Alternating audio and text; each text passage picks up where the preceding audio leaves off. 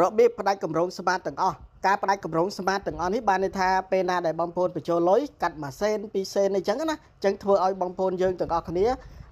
អត់ពេញដោយថាយើងបញ្ចូល$1កាត់មួយសេនអីចឹងទៅអញ្ចឹងយើងបដូរយ៉ាងម៉េចបាទបើកាត់មួយសេនបាត់ហើយហ្នឹងបាទអញ្ចឹងបងប្អូនយើងទិញថែមទៀតអីចឹងទៅបាទហើយមួយទៀតគឺយើងផ្ដាច់កម្រងស្មាតទាំងអស់ហ្នឹងគឺ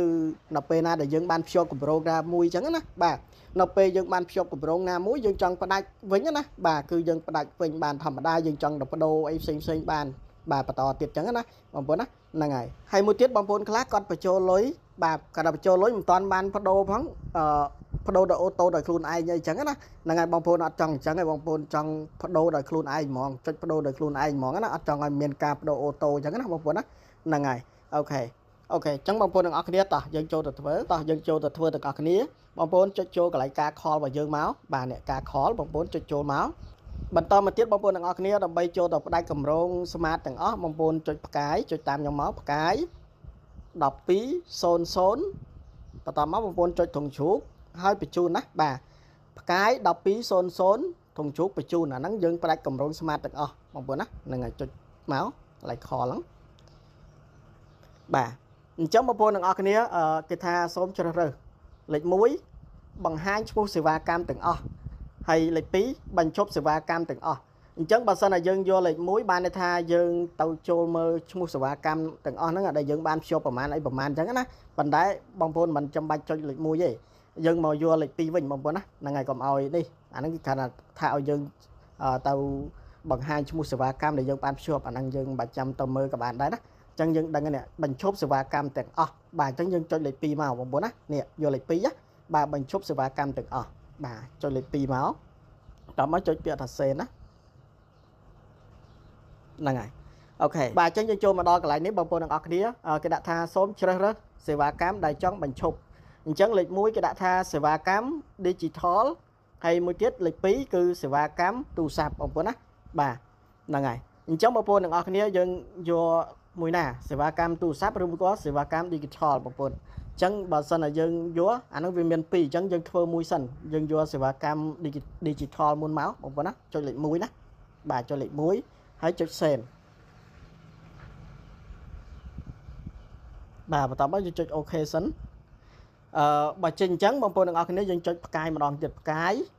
1200ផ្កាយ1200ត្រង់ជ្រូកបញ្ជូនទៅម្ដងទៀតណាបាទហ្នឹងហើយដើម្បីឲ្យបង្ហាញម្ដងទៀតអូខេអញ្ចឹងបងប្អូនទាំងអស់គ្នាយើងចុចយកលេខ2មកបាទចុចលេខ2បងប្អូនណាចុចកន្លែង Send មកបាទបន្តមកទៀតបងប្អូនទាំងអស់គ្នាគឺចូលមកដល់កន្លែងសូមជ្រើសរើសសេវាកម្មដែលចង់បញ្ឈប់អញ្ចឹងទី1គឺសេវាកម្ម Digital ទី2គឺសេវាកម្មទូរស័ព្ទអញ្ចឹងបងប្អូនយកកន្លែងសេវាកម្មទូរស័ព្ទមកបងប្អូនណាយើងចុចលេខ2មកតមកយើងចុចបញ្ជូនណា Send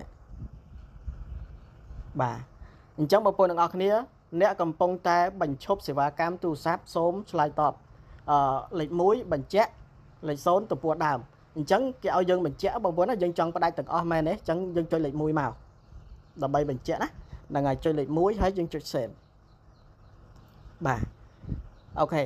អញ្ចឹងគេបានមកនេះអ្នកបានបញ្ឈប់សេវាកម្មទូរស័ព្ទទាំងអស់បានដោយជោគជ័យ1បដូរទៅគម្រោងដើមវិញអញ្ចឹងបងប្អូនទាំងអស់គ្នាកុំចុចទៀតណាបាទបើសិនជាអ្នកទាំងអស់គ្នាភ្ជាប់ច្រើនតង់អាហ្នឹងយើងចូលមកយើងធ្វើតាមគេទៅប៉ុន្តែបើគេដាក់ថាលេខ1បដូរទៅគម្រោងដើមវិញអាហ្នឹងអត់ទេណាបើកាលណាយើងបដូរទៅគម្រោងដើមវិញបានន័យថាយើងភ្ជាប់សារដើមដូចមិញអញ្ចឹងបាទយើងជាប់គម្រោងទាំងអស់ហ្មងយើងជាប់បាទហ្នឹងហើយប៉ុន្តែយើងអត់ចុចតាមគេអានេះអស់ហើយយើងបានដោះហើយបងប្អូនណាបាទអញ្ចឹងបងប្អូនទាំងអស់គ្នាឲ្យតែចេញបែបហ្នឹងគឺមិនចុចតាមគេទេណាបាទបដូរទៅគម្រោងដើមវិញអាហ្នឹងបាទថាទៅដើមវិញបាទដោយអ្វីដែលយើងអត់ទាន់បានដោះអញ្ចឹងណា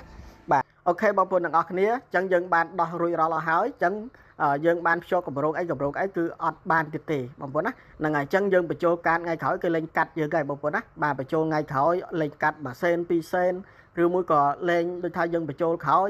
លេងដូរឲ្យយើងហើយយើងតោះតែយើងចុចដូរអីចឹងទៅបងប្អូនណាហ្នឹងហើយអញ្ចឹងបងប្អូនយើង clear ចោលអស់ទៅណាបាទ clear ចោលអស់ទៅហ្នឹងហើយចុច cancel ទៅ clear ចោលហ្នឹងហើយបងប្អូនចុច clear ចោលបងប្អូនចង់ដូរថ្ងៃក្រោយបងប្អូនគ្រាន់តែចុចបដូរ ដោយខ្លួនឯងតែម្ដងបងប្អូនណាហ្នឹងហើយចង់បញ្ចូលsmart $1អញ្ចឹងយើងត្រូវបដូរខ្លួនឯងណាបងប្អូនណាបាទយើងត្រូវបដូរខ្លួនឯងអញ្ចឹងវីដេអូដែលខ្ញុំប្រាប់អំពីរបៀបបដូរ smart បដូរ SIM card បដូរ microphone $1ក៏មានរបៀបដូរ$1កន្លះក៏មានរបៀបដូរបងប្អូនចូលទៅមើលទៅឃើញហើយបាទបងប្អូនណាបាទ